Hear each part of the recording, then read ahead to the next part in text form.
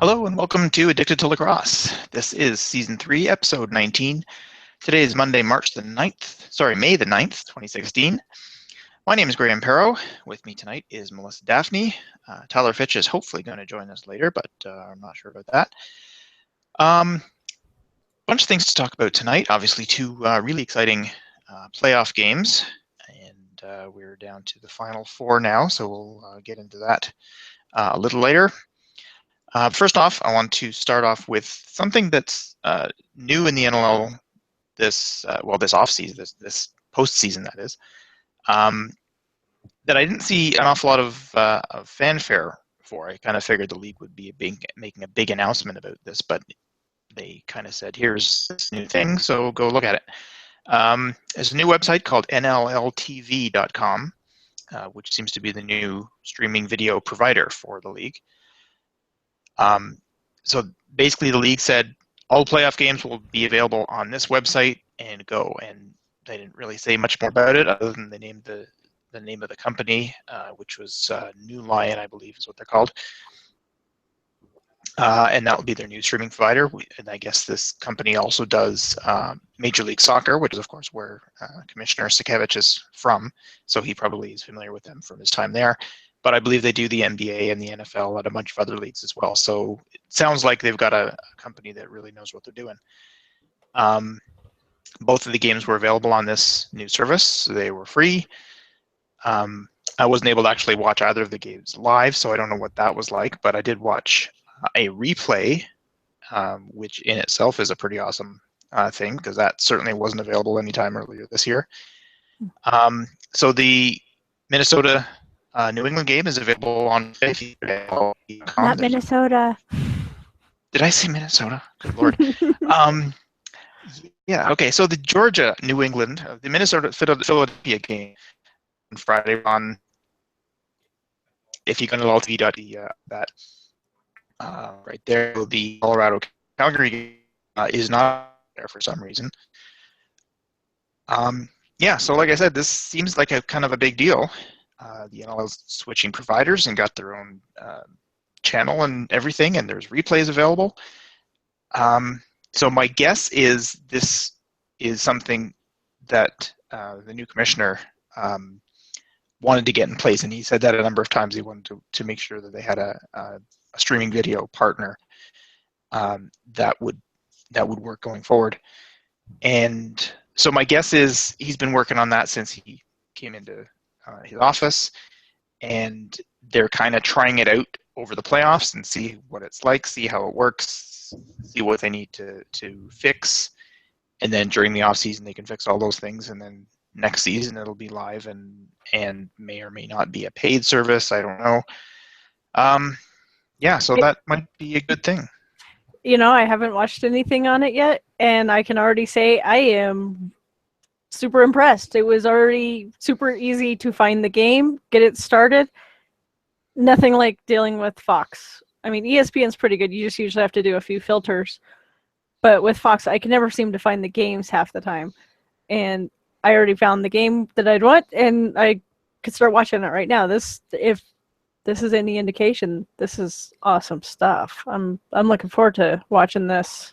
And the fact that I thought I wasn't going to get to watch this for Wolves game. So the fact that now I can watch this, I am really excited. I didn't even know to check because I assumed it was on Fox. So yeah, awesome. I didn't think to check either. I just happened to go to the site because they announced something about it, and I decided to go there just to see what was there. And hey, there's a replay. That's cool. A couple of other, I want to say minor things, but these are kind of cool. Down at the bottom, you have your standard stop and pause buttons and restart the video and so on. Now, this is during the replay. Obviously, you can't do all of these things when it's live. But there's a button for skip ahead 10 seconds and a button for go back 10 seconds. And when you're watching a replay, that's awesome because you get to the commercial and you don't want to see Dane Smith sending money to his brother via Western Union again. So you just click the fast when you're beyond the commercial. There's also a slow motion button, which is kind of cool. If you something awesome happens and you go back 10 seconds, and then you click the slow motion button and it goes forward in slow motion. I don't know much slower it is than normal speed, but it's certainly slow enough that if you're watching to see if somebody stepped on the crease or if the ball went in before the shot clock or whatever it was that you want to see, you'll be able to see it in slow motion. So that's pretty slick. Like I said, I don't know if those will be available if you're watching live or if it's just on the replay, but either way, that's pretty darn cool. Well, and that's already better than some of our other options, because ESPN, when you try and fast forward or anything, it goes the whole game, and so then you're kind of stuck watching it. And the whole user experience with Fox was just horrible, so I don't even remember if I could skip past in the games or not. I feel like I couldn't. Well, no, of course not, because it was live. So yeah, you couldn't pause it or anything, which was always a bummer. Yeah, the closest they had was when a couple of years ago when we were on YouTube. I mean, you could obviously, even when watching live, you could go back 10 seconds, back a few minutes or whatever, and watch a semi-instant replay, and then click the live button again, and you were back live again. I tried to do that with Fox, and it just kind of didn't work. And the NLL TV thing last year, I tried to do that with that as well, and it just didn't work very well. So hopefully this will work. And one other thing I wanted to mention was on this week's Stealth Classified podcast, Jake Elliott didn't explain, but he mentioned what the problem was with YouTube, and this is why I think the league switched away from YouTube, which is something that we all thought was a great idea. And the problem is, of course, the NLL plays music during games, and YouTube is not a big fan of copyright infringement issues. So, I mean, anytime you upload a video that has music in it, if they recognize the music, I mean, I think they basically scan every video that's uploaded for music, and if they find music that they recognize, they'll shut you down. So I don't know if all the NLL games are still there, because there's always music in the background, and I'm sure the YouTube filters will find it. But I believe that was part of the issue with YouTube, which is unfortunate.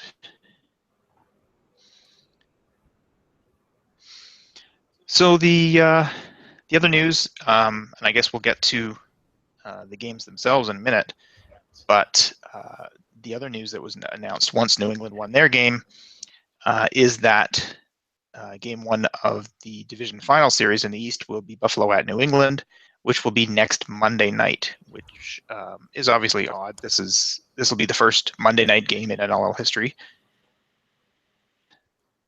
I guess the Black Wolves Arena was just booked all weekend, so they had no choice but to move it to Monday. They originally announced Tuesday, and then they moved it back to Monday. I think they've had arena issues in the past, and usually what happens is they just swap, and so Buffalo would host game one, and New England would host game two. Maybe Buffalo decided we would rather host game two because we've earned that right to host game two and then host the mini game if it's necessary. And so could be the Bandits just decided they didn't want to give that up, so this was the only other option. But it's a little weird, and I'm kind of scared at what the attendance might be like. Yeah, I wouldn't expect attendance to be very good for a Monday night game. I mean, they struggle with a Friday night game where at least you can have the weekend to recover. But a Monday night game, you got to go to work the next morning. At least most of us do. So it's certainly going to suck attendance-wise for the fans. But I guess one of the bigger issues is, are all the players going to be able to get there? Because I know a lot of players have issues with, or some players anyway have issues with Friday night games. You mentioned that was an issue for Adam Jones a lot of the times this year. And if they're going to have trouble getting to the arena on Friday night, what's it going to be like on Monday? So, yeah, I don't know how that's going to work. You'd hope that you're not going to get to the Monday night game and find that Sean Evans isn't available or something, because that's going to be an awfully big problem for the Black Bulls, or if Dane Smith can't show up, or Anthony Cosmo or something. So hopefully we have a full team on both sides, but that's a bit unfortunate. But such is the nature of the NLL. We've seen that before. So we'll move on to the games themselves. I wasn't able to see either of them live, as I mentioned before. I did watch the replay of the Georgia-New England fourth quarter and overtime, so I saw a little bit of it. But, I mean, if you're looking for close, exciting games, this was your weekend. This game was tied 8 different times. And considering there's a whole bunch of scoring in the third quarter, I don't have the numbers right with me, but yeah, it seemed like a whole bunch of scoring in the third quarter, and then in the last 15 minutes of the game, there were like 2 goals, and that was it. So both goaltenders. Sorry. The second quarter was big too. There was 5 goals apiece in the second. Georgia had 5 in the third. New England had 3. So those middle quarters were definitely pretty high scoring. Let me get the stats up here, as I usually do before the show starts, but not this time. Yeah, 18 goals in the second and the third combined, and only 3 in the fourth. So, yeah, and 2 of the goals, there's only 3 goals in the fourth quarter, and 2 of them were in the first 2 minutes.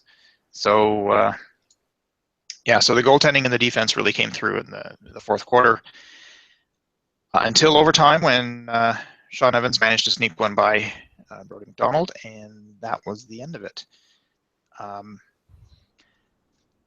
Yeah, one weird thing that I noticed in the fourth quarter, 2 minutes left or thereabouts in the game, the Swarm are on the power play because Joel White took a dumb penalty, which was odd because in overtime, Joel White took another dumb penalty.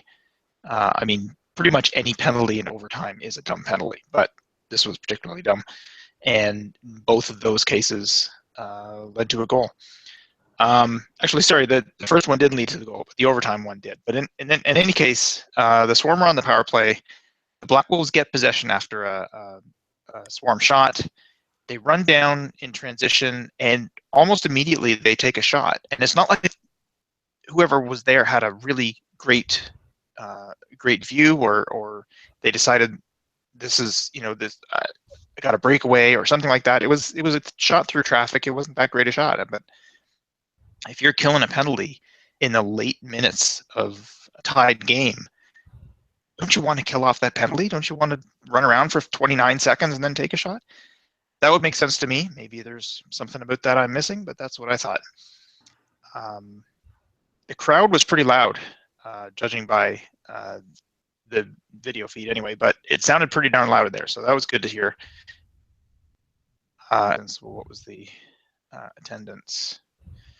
Attendance was 3,200, so I mean, that's not especially loud. We've certainly got 5 times that many people at a Mammoth or a Bandits game, but it sounded pretty loud in there, so that was good. Well, it's a smaller arena, so their noise carries, and so they could have been just as loud. That could be true.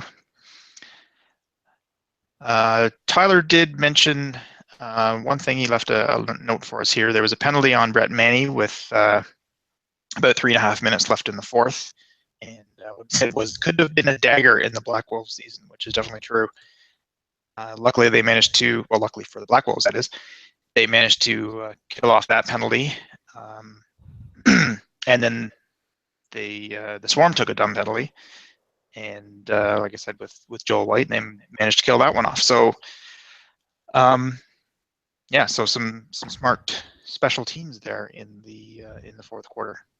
Well, there's at least one that I don't think I see very often. I'm assuming it's intentional contact on a dead ball, because it says INT contact, dead ball. Yep. Yeah, intentional contact on a dead ball. That's just basically once the whistle's blown, you check somebody. So yeah, that's not a penalty you see very often. Usually, it's cross-checking or slashing or. It's today's NLL fact of the day was the top 5 penalties that were called this year, and that was actually number 5. Wow. So holding was 1, I think roughing was 2, and illegal cross-checking was up there. I can't remember exactly. But intentional now, I don't know if they had a different name for this before, because it seems like it's called a lot, or maybe it's just something that was added in the last couple of years. But yeah, anytime there's a dead ball when the whistle's been blown and there's checking going on, they'll usually call it. Yeah, I just don't feel like I've seen the intentional contact. I mean, I definitely agree. It's been called, so I wonder if it's gone under roughing or, like you said, something else, because I just don't remember reading Yeah, that much. For it to be number 5 on your list, I'm like, wait, really? This is the first time I feel like I've seen this in ages. So yeah, every time I see it, I think, oh, that's that new one, and I'm not sure if it's actually a new one or if they just renamed an old one. But I'm not sure what the old one would have been. But yeah, it does seem like it's something that you don't see all that often, but it did show up on my list a fair bit. Okay, the other game was Calgary at Colorado, and yeah, if you thought the other one was close and exciting, this was at least as close and exciting. I didn't see any of this one, which is kind of unfortunate. But from the sounds of things, this is one of the best games of the year. yeah, you definitely want to go back and watch this one, Graham. This was just an awesome game. It was back and forth. I don't think the lead ever got more than 2, and Nope. it was just crazy. It was a complete battle of the goalies. I would have to say that regardless of the loss, Ward really needs to be proud of himself, because him and Poulin were the biggest difference in this game. The third quarter, there was only 3 goals scored total, and the overtime was going so long. I was starting to think we were going to see a double overtime. And then, of course, that got my brain going, is there even a precedence for that? Which there actually was. A friend pulled it up, and apparently Orlando and I think it was in Boston, they actually went to a double overtime in a February game. So we do have precedence for a double overtime. Yeah, I do remember seeing somebody, I guess it was probably the Roughnecks, tweeting that this was the longest overtime game in history, and it turned out to be the longest overtime game in playoff history, probably because of that game that you mentioned that was longer. So yeah, that was their little tweet was definitely causing some confusion, because it's like, wait a sec, what is the actual longest? So it was definitely one of those games that you just were kind of on the edge of your seat because you didn't have any idea who was going to win. You know, I felt Calgary was going to take this game for a while, and there was a lot of errant passes and really bad shots from some of the Mammoth players. I don't know what was going on with them. They were not looking like as cohesive of a unit as they normally have been. They definitely had some rough spots, which is when Calgary kind of took the lead and started to run away with it a little bit. But, especially in overtime, it was just so back and forth, just each side just trying to get it in, and both goalies just stonewalling them. And Poulin faced some really good shots, and as did Ward. There was some shots that you're just sitting there going, how did he make that? That was just phenomenal. I would say that most of the goals, it seemed, were kind of on a screen. And so they were those goals that are just going to be difficult for any goalie to stop. And it was just one of those games that it was just intense. And definitely a battle of the goalies. It was really good to watch those guys really stand on their head and just do a great job. There was definitely some penalties. I was starting to wonder, I'd say about fourth quarter, towards the end there, because Calgary just kind of started falling apart a little bit. And it made me wonder if they were going to unravel to the point that the Mammoth were going to be able to steal the win. But they pulled it together and managed to come up with it. But it was definitely one of those games. I know a lot of fans were excited because, we get the 3 refs back, which is always nice.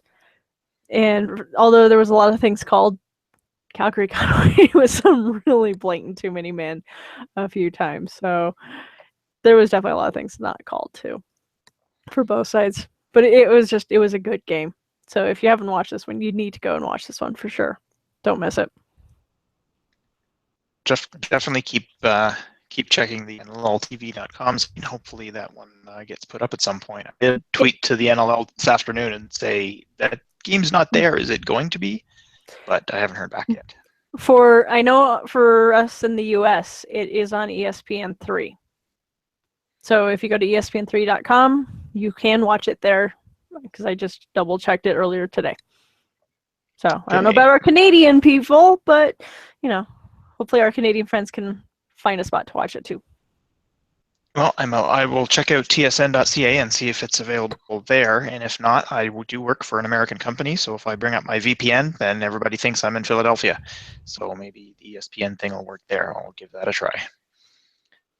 Tyler did leave a message about this one as well, and this, I guess, speaks to what you were saying about missing shots. Said John Grant played so poorly that Andy Lindahl started talking about if this would be Junior's last game during the fourth quarter. And personally, I think, this is Tyler, I think that was generous. He could have brought those lines out in the first quarter with the marshmallow shots Grant was taking then. Yeah, I would agree. He had some shots on net that were nowhere near the net that you're like, where were you shooting that? Coming from somebody who can't hardly shoot, they were off. I don't know if he just wasn't feeling well or what, but yeah, he had a lot of off shots. And then there was also the frustrating ones because when they work well, his behind the back, between leg shots are highlight reel worthy. But the problem is he does them so much that everybody pretty much expects them, and like 98% of them don't go in, and so you just watch him take shot after shot after shot that maybe another player would have had a better angle on, and see it get blocked, and then you see him going to the other side because he tried to do a behind the back shot for the 9th time. So yeah, I'm starting to wonder if that was something that he would do in the earlier part of his career an awful lot because nobody expected it. And he started to get really good at it. I imagine he probably practices the hell out of it. And he started to get really good at it. A lot of other players weren't doing it, so this was kind of his thing. And now enough other players do it, and of course he's been doing it for 15 or however many years. Everybody sees it coming. It's not a surprise anymore. It's not, oh my God, look at what happened. So it's not the outstanding play that it used to be because everybody expects it. So I wonder if that's a part of his game that he used to sort of rely on and it's just kind of not there anymore. Well, and that could be, not to mention he might not be as quick at it as he once was. I mean, don't want to pull the H card, but his reflexes may not be as quick. So he might have been able to pull these off much faster, and now he does telegraph it a little more. I know one of my frustrations is especially in the early parts of the season, you can tell whenever he's playing with a bunch of players who aren't familiar with his style because they haven't played with him, because he likes to do the no-look passes too. And so you'll see them and they're like, oh, wait, where'd that ball come from? And it's because he did it behind the back and, these weird things, which, yeah, when it works, it's great. And once the guys start to get used to how he passes, there was definitely times where you could see it kind of help, create an angle, and so they'd get an open shot, things like that. So there was a place for it. But when you see dropped passes at key moments because, he wung it over his shoulder to a guy that didn't know it was coming at him, as a fan, it's just the most frustrating thing to watch. Yeah, so Junior took 15 shots and had 0 goals. Adam Jones actually shot more. He had 17, but he had 4 goals. And Jeremy Noble also had 4 goals on only 11 shots.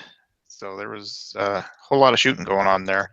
Curtis Dixon had 21 shots. I think that might be a record for the season. I'm not even sure, but he had 5 goals, so you can't really blame him too much. 21 shots is a lot. I mean, when you really think about it, I would say in both these games, the shots on goal was very high. For Colorado and Calgary, Colorado had 67 to Calgary's 58. And then when you look at New England and Georgia, Georgia had 66 to New England's 52. So there was definitely a lot of shots going on. And so I think that really shows how much the goalies were standing on their head because they were doing great, standing up to that. And that was the highest total in shots this season. Dane Smith and Logan Schuss both hit 20 in one game. And then there was a bunch of 18s and 17s, most of which were Sean Evans and Adam Jones, actually. And Dane Smith had a bunch in there as well. But yeah, nobody hit 21. So congratulations to Curtis Dixon. So just adding, sorry, before we go on that, Yep. Since you were bringing on how many shots on goal everyone had, John Grant Jr. had 8 shots off goal that were tracked. Wow.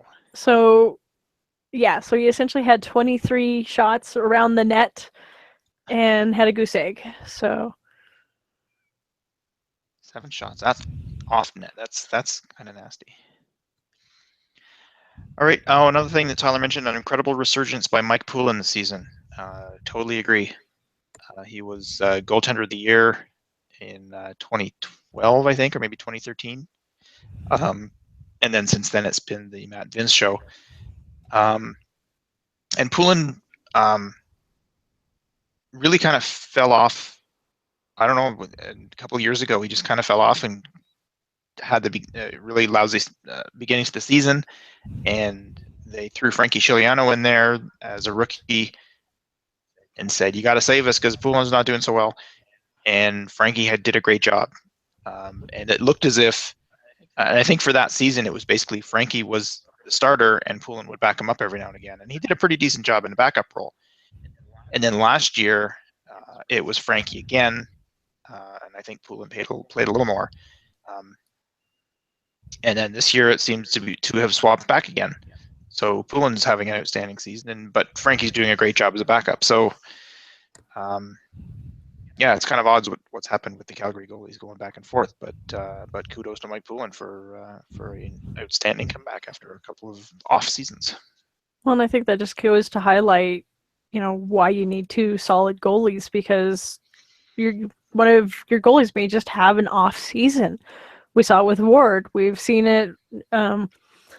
I think one of the biggest reasons that the Mammoth actually made it to the Cup game in 2006 was, unfortunately, G. Nash kind of started falling apart in the playoff game. And Chris Levis came in, did a really great job, and then Nash was right back on and was a brick wall again the rest of the playoff series. But if we wouldn't have had a goalie as strong as Levis was that game, we wouldn't have made it in 2006 either. So I think having that tandem that, really you can rely on both of them is very important. Yeah, there's certainly nothing better, I imagine, as a defender, to know that regardless of whether it's your starter or your backup, and in some teams they don't have a starter and a backup, they just have 2 starters that they swap between. But if you're a defender and you don't care which one of them is in net, you have that much confidence in them. That's got to be a great thing, because that's what the Bandits are going through this year. When Anthony Cosmo's on, he's one of the best in the league. If he has an off night, they put DeRuccio in there, and he's been excellent. So, yeah, it's a thing that the Stealth certainly know from a few years ago when they had Tyler Richards and Matt Roik, and they would go back and forth. The Swarm too, before they moved to Minnesota. Yep, the Swarm did that for a couple of years. The Rock had that last year with Nick Rose and Brad Miller. Miller hasn't had a great season this year, so it wasn't the same thing. But Rose did have a great year, so yeah, so that was a little different from last year. But yeah, having a backup goalie you can rely on like that is key. Well, and like you said, I would definitely second that. It has to be a good feeling for the defense, knowing that whoever's in net, they just got to focus on their job, and they can kind of not have to worry about that secondary. Whereas if you don't have that faith in your goalie, you're probably always going, okay, I need to really make sure, nothing gets close, and you just make more mistakes because you're kind of worried about the guy behind you. So. Right. All right, we'll get on to our predictions now. It was a pretty good week, I would say, mainly because I'm 2-0, considering I finished the season just over 500, but in 3rd place of the 3 of us. So to start off 2-0 is pretty nice. So obviously got the New England and Calgary games correct. Melissa, you also got both of those correct. Tyler got New England right, but picked Colorado, and he actually put a caveat on there. He said Colorado if Adam Jones is playing. did play, and they lost anyway. So, but they were, I mean, obviously both games went to overtime, and they were both really close, so it could have just as easily been the other way around. So, like I said, I'm 2-0. Melissa is also 2-0, and Tyler is 1-1. Instead of calling or predicting games for the playoffs, we decided to predict the series. So rather than just say who's going to win the next game, we went through and picked who we think are going to win the series. And since you started pretty much every game all season long because you had a great season, I'm going to start this way just because I feel like it. And of course, I have a pretty tough pick to start with. First one we're going to do is New England Buffalo, although their game is actually second. And I hummed and hawed about this one for a while. And after I made my pick, Tyler made a good point that Evan Kirk is playing better than Anthony Cosmo right now, so that certainly gives the Black Wolves an edge. My first thought was Dane Smith versus Sean Evans. And I mean, both are excellent players. Smith had an outstanding season. Evans also did. Didn't have quite the number, but still had I mean, they were both, I think, within 10 points of each other during the regular season. I don't remember exactly, but so they both have a super awesome offensive stud. They both have really good goaltending. I would say Buffalo's backup goaltending is probably better than New England's, but if the starters play the way they can, it won't really matter who the backups are. Both have pretty solid defenses. Buffalo probably has a faster transition game. There's all kinds of things. So I'm going to go with Buffalo, and it would not surprise me to see this go the full 2.5, 3 games, whatever you want to call it. Yeah, so I'm going to go for Buffalo in the East and Calgary, Saskatchewan in the West. Calgary's going to put up a good fight, but I think this is going to be the Rush, and so it'll be the Rush and the Bandits meeting in the final. Melissa, you can go next. Well, like Graham said, I really vacillated back and forth between New England and Buffalo. It's a really tough choice. This is one of those games that you just are kind of excited for because you just really expect that this is going to be hard-hitting and it's really going to come down to just the wire. I agree with Graham that this is probably going to go to 3 games. Tyler also says that he thinks it's going to go 3 games, and I think we're all right. I wouldn't be surprised if we have a couple of overtime periods in there too. So I don't think either team is going to underestimate the other. I don't think either team is going to give any amount of leeway. I think if they both come out and play the way we know they can and have been, this is just going to be an awesome game. I'm really excited for this one. So after much deliberation, I'm going to go with New England. But I will say I'm not only confident in that because it's like Buffalo is just as strong of a choice. And I think that's really exciting to be going into a playoff game where you really don't have that strong, yeah, so-and-so is going to win. Because we have had those seasons where you look at and you're like, wow, this just isn't even a matchup. You know so-and-so is going to win this one. And they do, so it's no surprise. This one is anyone's game. It's going to be who shows up and plays pretty much both games or all 3 games, which we all think is going to go. So we'll go with New England. For Calgary and Saskatchewan, I am also going with the Rush.